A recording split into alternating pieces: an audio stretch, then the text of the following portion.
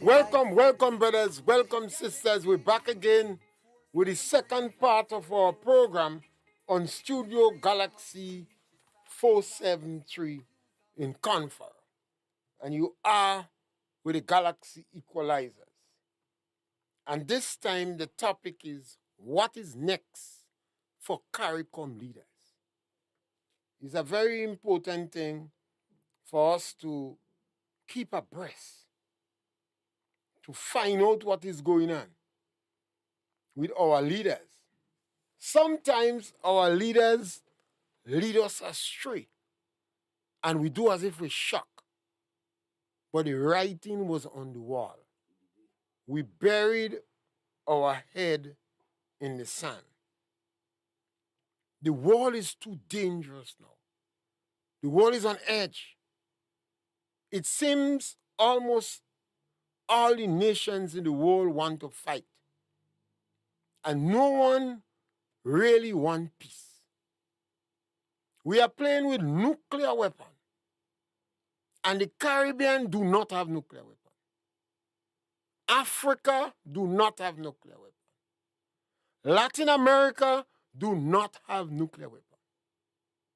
So we can beat nobody. So we ought to be the peacemakers in the world. Instead of that, it seems our leaders in the Caricom pick up the sword and they join in the fight. The Dalai Lama, the great Tibetan teacher, he advised if you cannot beat your enemies, when you go into your enemy, tie both hands behind your back. So your enemy knows that you come to talk and you don't come to fight. Sometimes you see dogs are attacked by other dogs and they lie down on the ground and they show submission and they live to survive. Brothers and sisters, the number to call is 536-2558. You can participate in the program. Caricom,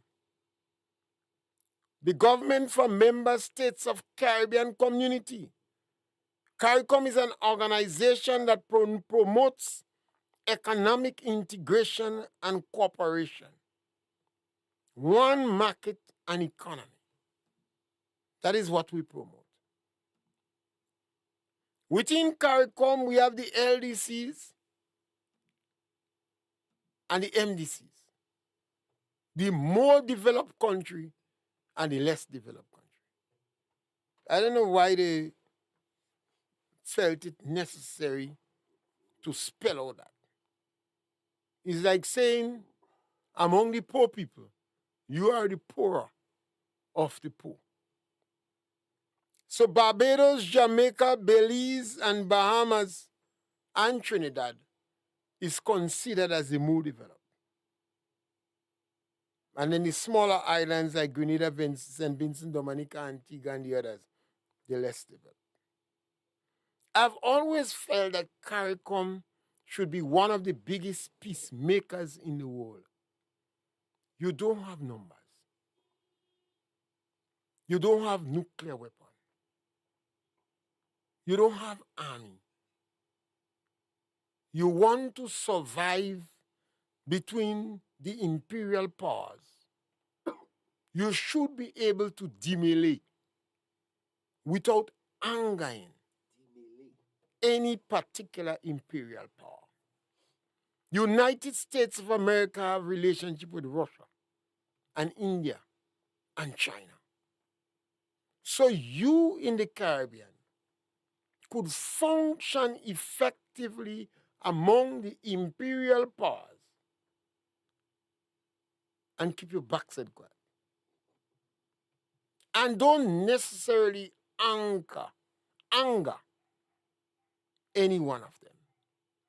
Particularly the imperial power that could affect you most economically. Based upon the economic realities of Caricom and most of the other Caribbean countries, the United States and Europe is of paramount importance. Where Grenada is concerned, we must never forget that St. George's University contributes more than 20% of the GDP. We depend on tourism, and we like American tourists. They are the most arrogant.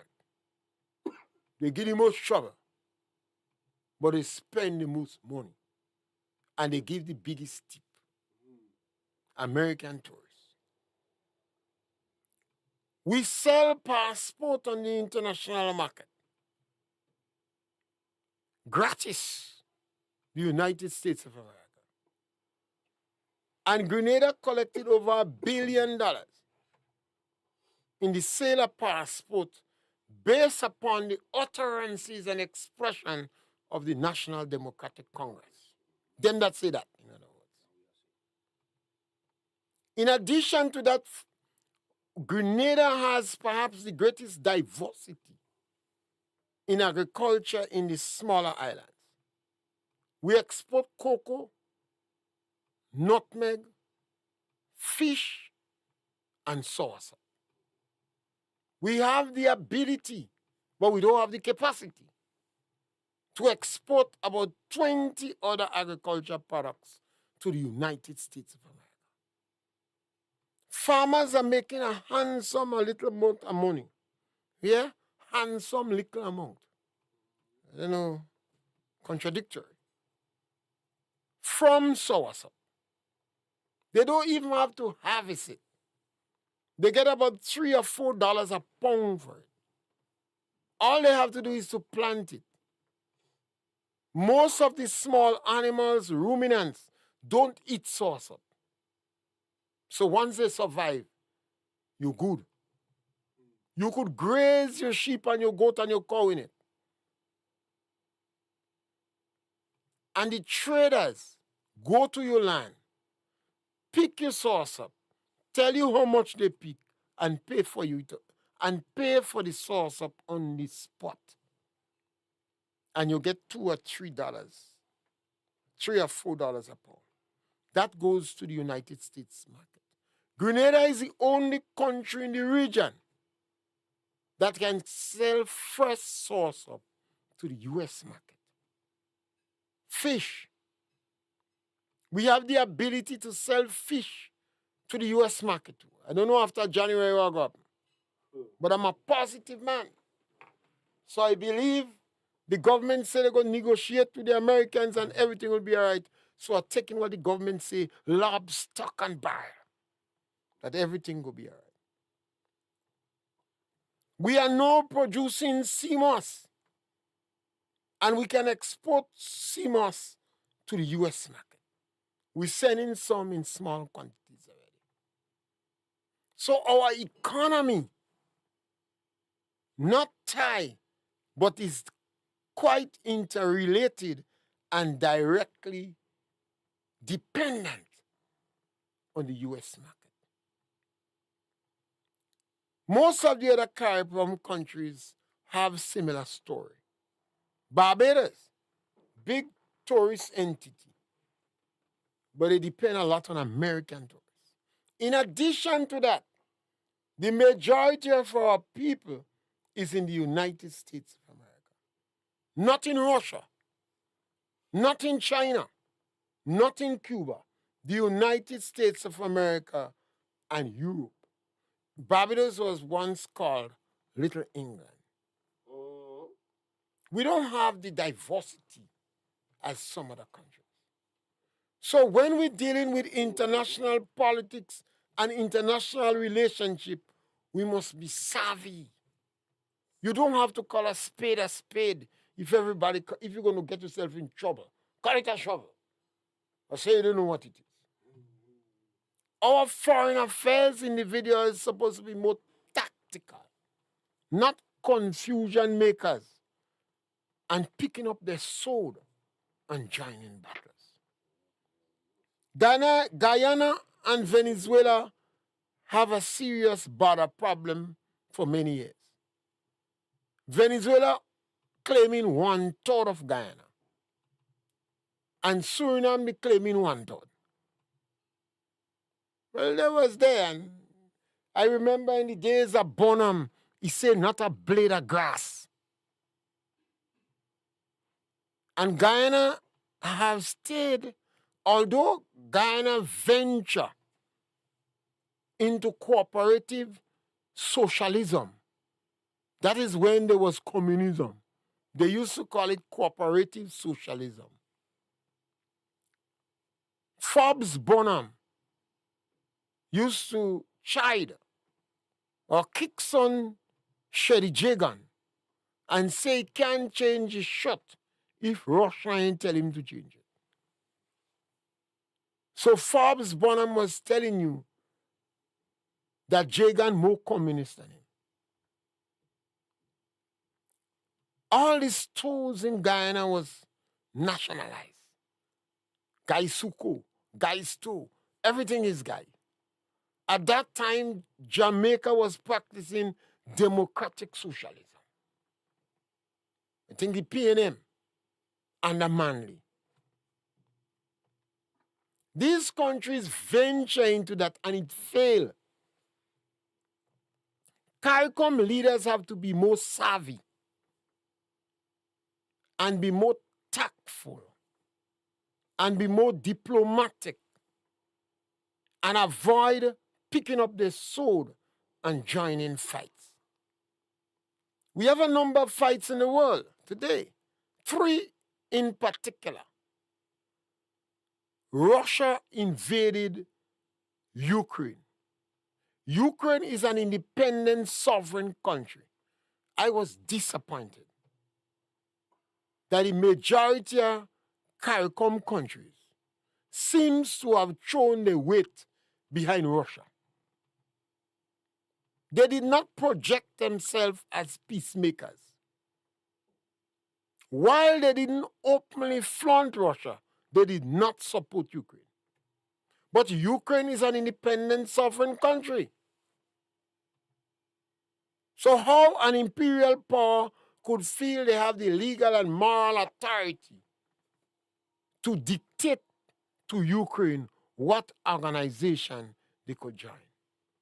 For those of you who don't know the history, go back and read about the great famine under Joseph Stalin. A significant percentage of the population of Ukraine starved under the great famine. I think it was in 2005, I remember, 19-something. Ukraine signed a peace treaty with Russia and America and gave back Russia all the nuclear weapons that was on Ukraine's soil. At that time, the superpowers, the imperial powers, was trying to avoid the proliferation of nuclear weapons. And they prefer Russia had this weapon than Ukraine.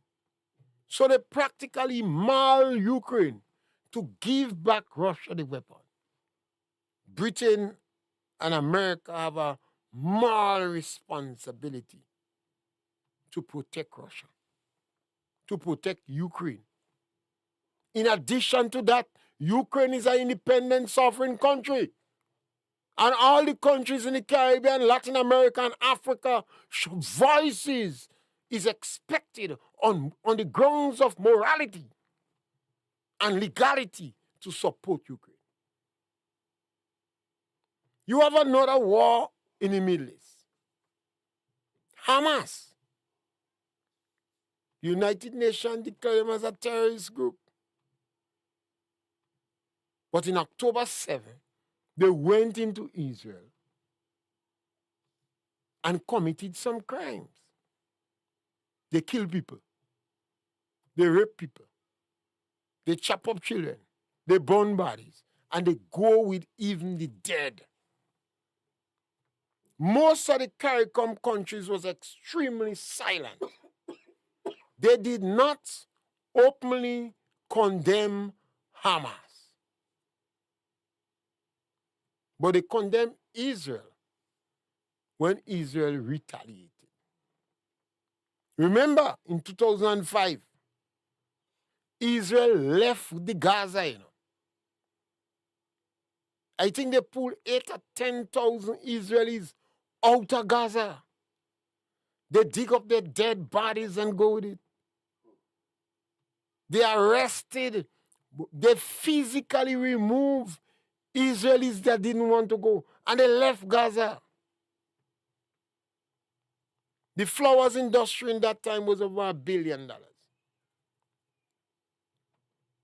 Within 72 hours, a number of the structures that Israeli leave was on fire. And Hamas never stopped firing rockets at Israel. Did the Caribbean leaders condemn that? No. Did Caricom take a position on that? I don't know. But they did not openly condemn it. Well, if you did not openly condemn it, and at the time you didn't interfere, how come you interfere now? I believe some of the leaders in the Caribbean hate the Jews and they want them dead.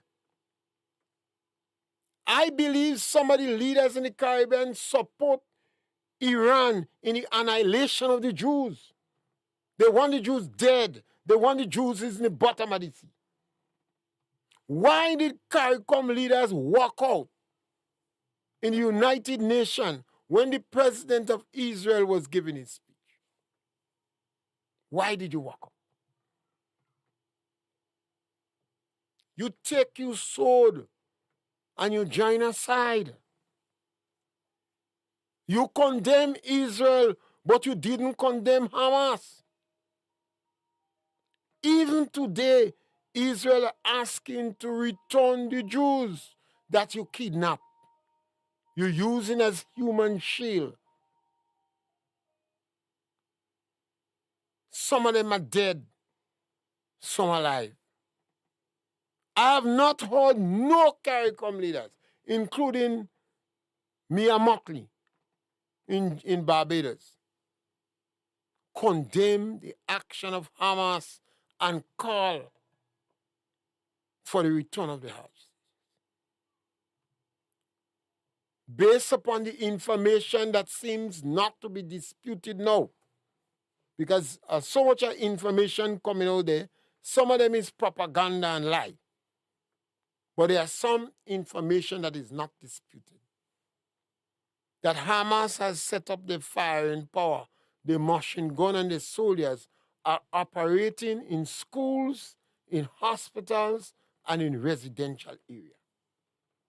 So to practicalize that, when they fire a missile and the missile comes from the hospital, Israel not supposed to fire back at them because it's a hospital. When they fire at Israel and the missile comes from a school, Israel not supposed to fire back because it's a school. When they fire missiles and rockets and it comes from a clinic, Israel not supposed to fire back. This is a clinic. Because if you fire back and you kill civilians, they call it genocide. That is the thinking of the Caribbean leaders. All the Arab nations, 50 Arab nations, and a number of people in the United Nations.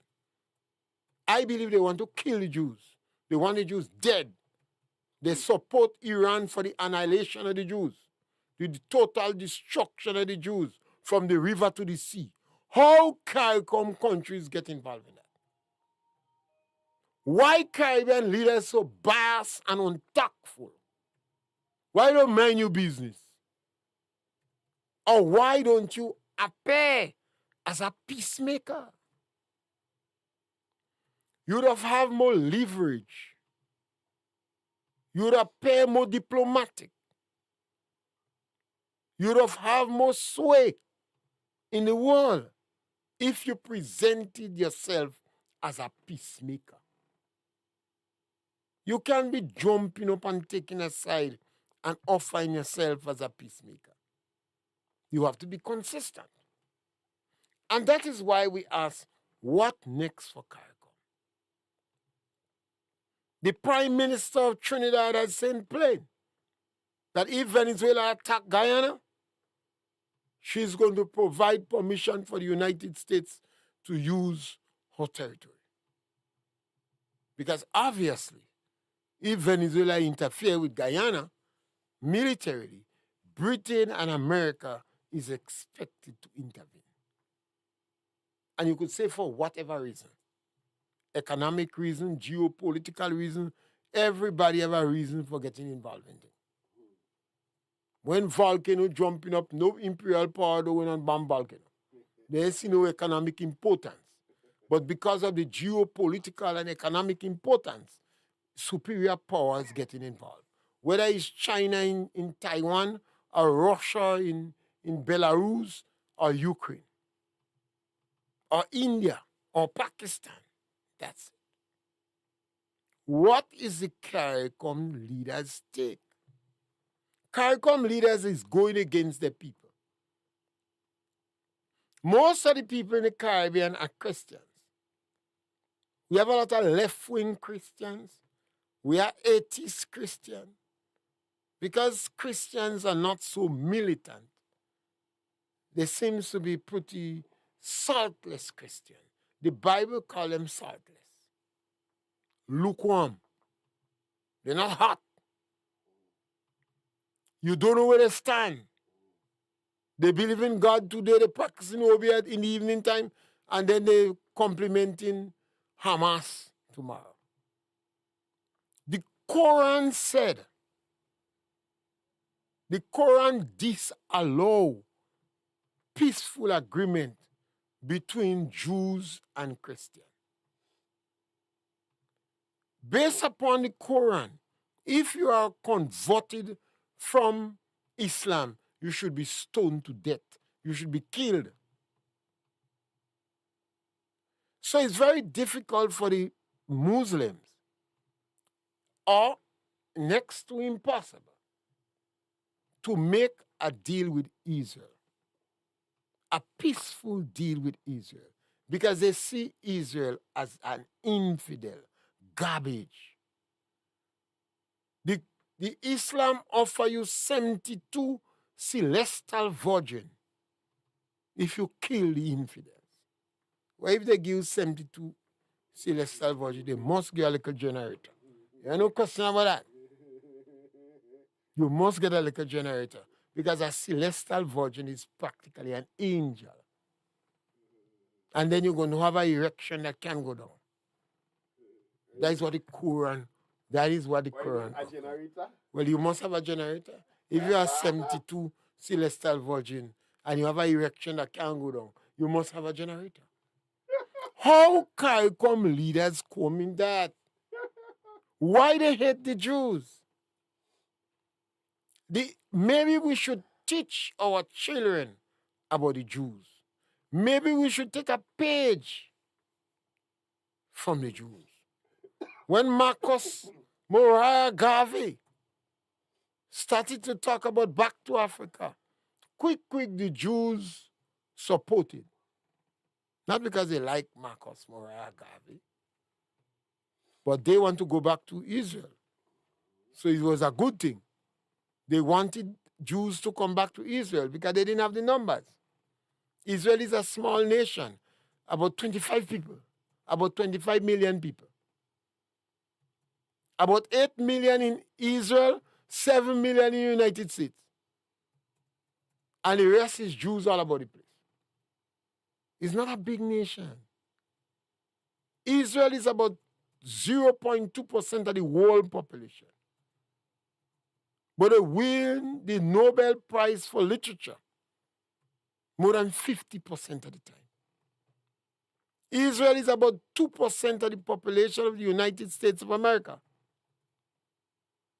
but they're about 30% of the millionaires. We should take a page from the Israelis' book. Instead of only living in lamentation, every day jumping up about slavery and who doing us bad, and you have children not only blaming the past. Unproductive governments and children blaming the past. We should take a page from the book of the Jews. We should teach our people about the Jews. But Caricom leaders are misleading your constituents. While the majority of your constituents are Christians, you are giving support to a religion that's said to kill you. Kill Christians, they're worse than garbage. Why is it Caricom leaders openly supporting to kill their own people? Because that is what you're doing. Because Islam, that is what is in the Quran. Why are you against the Jews? Why did you not consistent? You could be consistent. And I'm not denying the fact that the world may be right, that Israel is too excessive. So if they kill 10 Jews, you must kill 10 Palestine, not 79. That is what the argument seems to advance. Disproportionate reaction. So if they fire from a school and they're killing you people, you must not fire that because it's from a school. So they are right to go into school. So Israel say bomb the school because they passed the underground network and operating inside the hospital. It's a good strategy for the Muslim because they need international sympathy and funding. So when their people die, they plaster it over the wall and say, you see, the Jews kill children. But they're going and fire from the hospital. It's like when 1983, when the prisoners went in the madhouse and fire gun, the United States bombed the madhouse. Bamsi Lele tell me he never see Bamso. He said, anybody I don't get better, they ain't getting better. Bamsi Lele was in the madhouse when the American fire a missile. I don't know if he come from the plane or from one of the boats in the sea, and they mash up the madhouse. Remember? They said they was firing from the madhouse. The American know the madhouses, but they didn't bother. So why Caricom leaders don't seek the interests of our people in Caricom? And I ask, what next for Caricom leaders? I notice 3 or 4 countries, Barbados, St. Vincent, about 4 of them decide to have more freedom of movement. But why? What happened to the others? The rest of Caricom Islands and Trinidad seems to be different because these Caricom countries supporting Venezuela. I saw the Prime Minister of Grenada in Venezuela, and he have the Venezuelan sash or domino or insignia. I don't know what is the name for it. I don't know the Spanish name. But if you openly flaunt a political party, then you wear the domino, the insignia, the sash, the jersey, the pen, or the band on your hand. Anytime you see somebody with yellow or green, with a name or could identify you as a member of a party, it means you openly flaunt the party. So when the Grenada Prime Minister is calling and mentioning that he wants to be an interlocutor, the Prime Minister is a fake. The Prime Minister knows that he cannot be an interlocutor because he openly flaunts Venezuela. When he went down in Venezuela, he put his sash on him.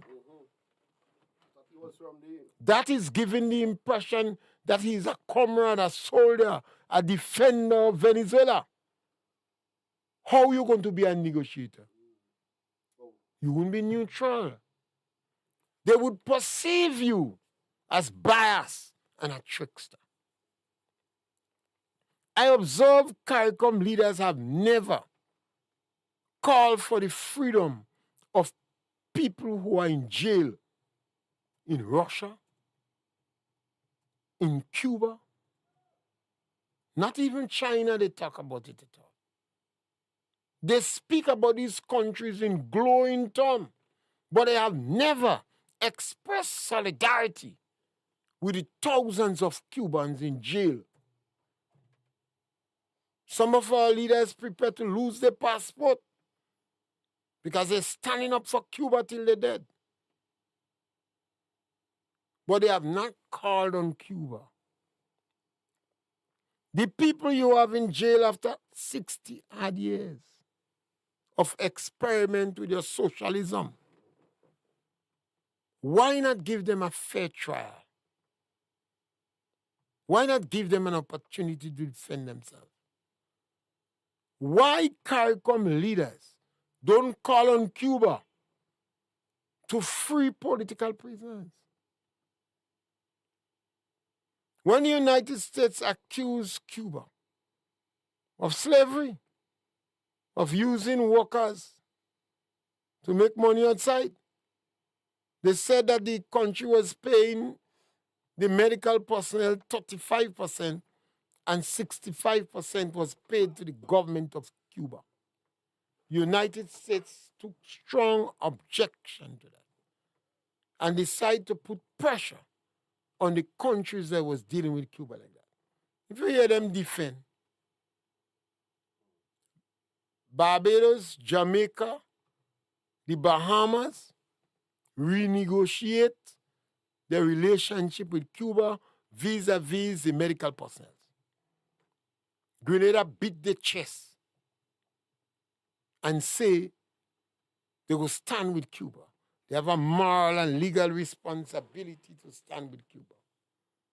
And lie the line, you know. Lie the line and trying to deceive Grenadians and deceive Cuba. Because while they're doing that, they go in Nigeria looking for doctors. You think Grenada leaders are bad?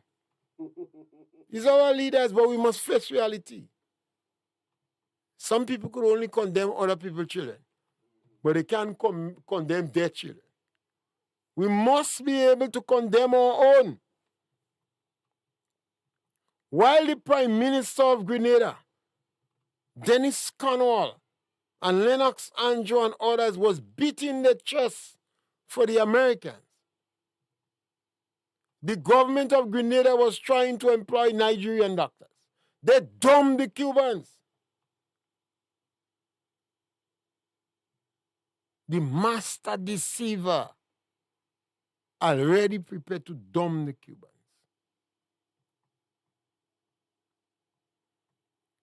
And he go in and embrace Maduro.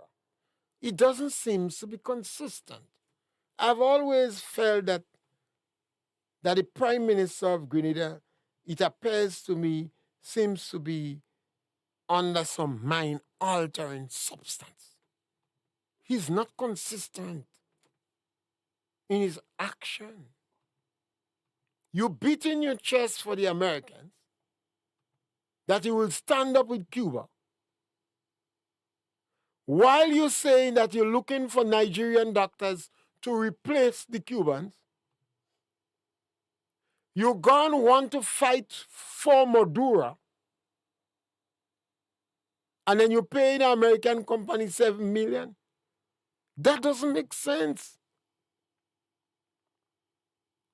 We in Grenada have to prepare to discuss the issues. And even if you support a party, you don't have to support what don't make sense. What kind of foreign policy is that? That foreign policy is laughable and it's going to get you in trouble. Because the government of Grenada has deceived the Cubans. They lied to the Cubans. They are trying to employ Nigeria. And they're hoping by paying a company in America millions of dollars, they'll be in good favor with the Americans. And although they pay $7 million, but they didn't have enough money to employ workers to keep the record for the fishing issue. Does that make sense? It don't make no sense. Your leader have to reflect your economic reality and the will and intention and aspiration of your people. Not his own aspiration. Otherwise, he should stay out of politics. When you go in politics, it's not to get rich. If you go in politics to get rich, then you're a thief. You're going to use the opportunity that you have to amass wealth. I asked the question, what next for Caricom? What next? That war in Ukraine could escalate. I noticed the African leaders calling it tribal war because not them. But when Europe was at war, a lot of our issues here could be affected seriously. Tourism is going to go out of the door. Passport selling. You will make money from that. And if tourism go out of the transportation for fish out of the door too. And while you don't have nuclear weapon, these warmongers would be in your waters fighting with nuclear weapons. You can't help. And when the war is finished, Europe have to be rebuilt. So they're going to take your best minds, your best brains, and your young people to go and rebuild Europe. They have done it every time. They have done it every time. We're not able to develop our people, so our people are going to recognize that they don't have to go and develop another person's country. They could develop theirs. When a government comes in power and they decide to persecute all those who don't vote for them, the children of those who don't vote for you make for greener pastures for political reasons. And by the time the government change, your children run into. So the country is perpetually kept in poverty. Now, some people in the country have to speak to our leaders. You did not go to the people and beg them to lead them to seek your interests. That means you lied to the people. You won under false pretense.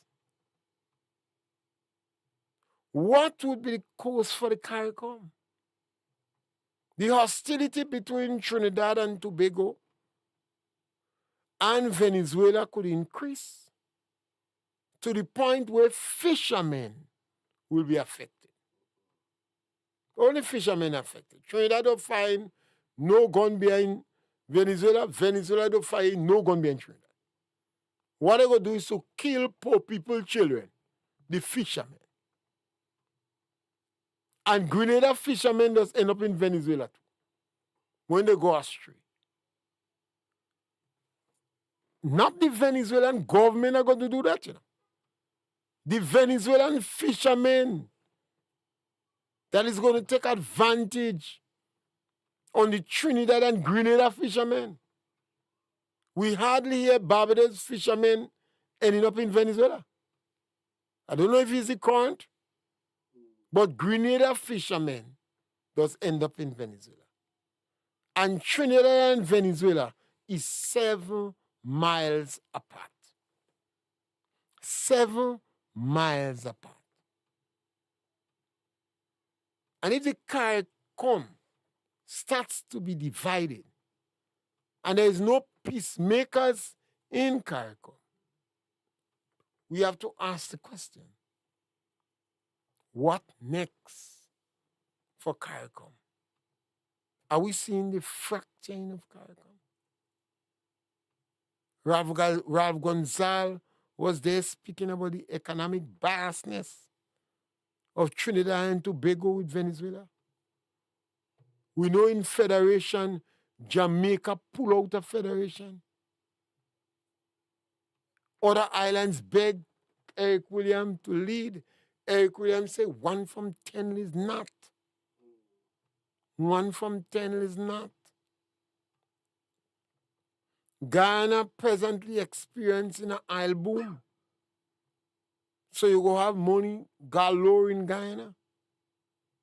And a lot of Caricom countries is going to go to Guyana. Some will go for sex tourism. Because when there is money, you find sex tourism increase. And Guyana have money. And Guyana don't have population. So Guyana needs people. It means that the smaller countries in the Caricom going to suffer. Brain drain is one of them. And where are you going to get workers? Even if the price is good,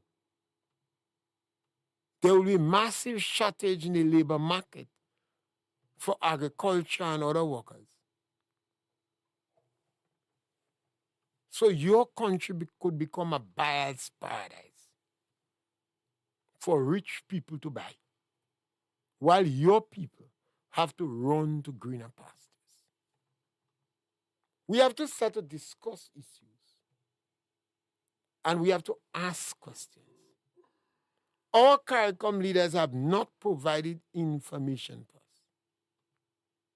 We should have a radio station in Grenada, 1 or 2 of them in the Caribbean, providing information from Caricom. Caricom should invest in radio, maybe by time or what, when you can discuss Caricom programs. That is one of the challenges with Brexit. The people who are benefiting more from Brexit didn't go and vote. The conservatives vote out that. They say, no, man, I fed up with that. Not knowing the children like Brexit and benefit from it. We in Caricom, as weak as Caricom is, we must strengthen Caricom. I believe we must strengthen Caricom. But we must provide information for our people so they should understand. And all people should lobby their leaders not to get involved in imperial business. Don't drink bush for people fever. Seek the interests of Caricom, irrespective of your ideology and your religious belief. What ought to be important is the economic realities of our country and the dreams and aspirations of our people. And that is where we have to be very careful when we vote politicians in power. It mustn't be because they need a job. Because if they never work yet, and they're not involved in any canvassing or organization promoting your country, you don't know nothing about it. It doesn't matter how much PhD they have and master's degree. They might even thief you. We in Caricom must lobby our leaders. If we don't, who we expect to do it? all leaders have to know that they have to seek the interests of their constituents. They have to seek the interests of their people, not their interests. That is why campaigning is important. That gives you an opportunity to know your political leaders. We too are at fault because we support a party, lob, stock, and buy. But sometimes within the barrel, you have potassium cyanide. Aki when it open. Where Aki nice, don't eat it when it open, you know. Otherwise you go dead. So we have to do more. We don't have think tanks in this country, in Caricom, and you don't have much programs discussing the pros and cons of piracy. I believe working together is a good thing. We're looking for one single market and economy, and we are a small country. And then you realize numbers is important. Based upon the numbers you have, it's difficult to be competitive on the market. But if you come together, if you work together, if you try to settle some of the issues that you have together, if your foreign policy is in the interest of your country in the Caricom, then you're better able to survive. You would command greater respect on the international market. We have to encourage our leaders. Forget about this communism and left-wingism and all kind of thing. And put attention in Grenada on Project Grenada. Grenada is what's important. Even the Chinese said, it's not a white cat or a black cat. It's a cat that's holding rat. So our policies should be based upon our interests and based upon the commonalities, what we have in common with other members of Caricom. That should be Caricom policies. We have to seek our interests. Most of our intellectuals have lost their ability to be palatable. They no longer relate. They consider people as the ordinary man, unschooled, and they no longer relate to us. But we must ask the question, particularly in light of the fact that we may head in for a serious war. Perhaps people should be even discussing what would be the repercussions and how do we prepare. Because sometimes they say necessity is the mother of modern invention. So when things is hard and difficult, sometimes the best of us is being realized. But we have to challenge our leaders because I have not found many who are very satisfied with the direction Caricom is going. One of our regular callers believe it should be shut down, and he had advanced credible justification and reasons for it. But the idea for Caricom was before the European Union. Caricom unity, the idea was there before the European Union. We have not been able to move it fast enough. And one of the reasons we're not moving it is because we're taking too much aside in the imperial powers business. Let's not get between the United States and China and Russia. Let it be what benefits us, mindful and cognizant of the fact that our economic realities and the dreams and aspirations of our people should be what dictates the direction that we take. As we hold this discussion, we provoke discussion. We always invite people to contribute to it, whether through the the telephone or what you post or what you write on the chat. But we encourage you to contribute to it. We are not too young to discuss this issue. You're not too old to discuss this issue. These issues must be discussed among our people. We have to stand the consequences of our action. We don't have transportation in the Caricom. It's a number of islands. And because every time the plane go up, you have to come down quick. They say you're burning plenty gas. Island hopping. And we cannot come yet to subsidize travel by marine purpose. We had Liat, we refused to mine Liat. Every day we complaining Liat not making money. And we come back still fighting for our agency. And then a foreign airline is what having to man the Caricom. We can't come together to say we're going to run a ship, a passenger and cargo ship among Caricom Islands. It seems that it is uneconomical because our population is small. Guyana should be about 30, 40 million people. Guyana have less than 1 million people. 83,000 square miles, less than 1 million people. Yet, Guyana don't want immigration. They don't want immigrants.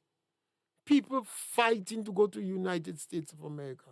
800,000 Venezuelans want to go to the United States. Grenada sent back Vinci. Grenada sent back over 200 people within the last 3-4 years. What for? Barbados' population has not risen significantly in the last 70, 80 years. Belize and Bahamas have done much better. Their population was smaller than Barbados. Now they maybe have about 400,000 people. Dominica don't have people.